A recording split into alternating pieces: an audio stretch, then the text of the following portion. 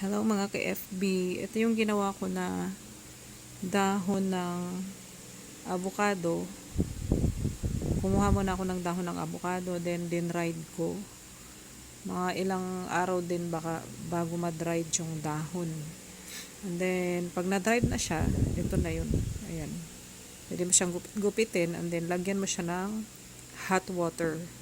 Huwag mo siyang ilaga kasi pag nilaga mo siya, mas mawawala yung bisa. So, pag nalagyan na siya ng hot water at nilagay yung mga dahon dyan, siguro mga 5 leaves ilagay mo dyan. Kapag okay na,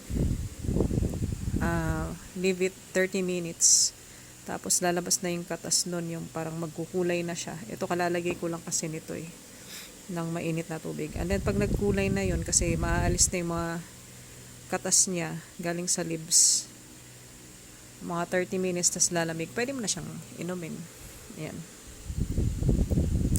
Gamot ito sa lahat. Halimbawa, diabetic ka o kaya meron kang bato sa bato, sabi nila kidney failure, mga ganun.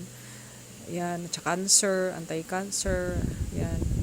At kung ano ng mga karamdaman, napakabisa niya. So, try nyo din. Wala namang masama kasi free.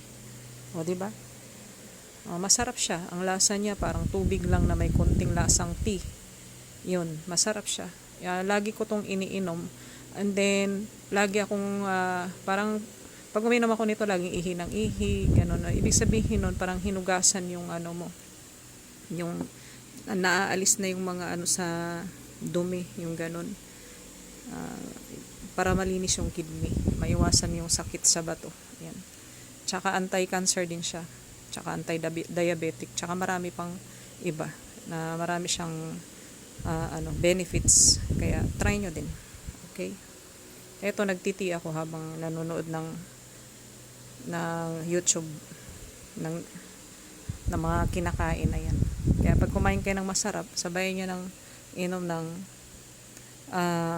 tawag dito, avocado tea. Yan.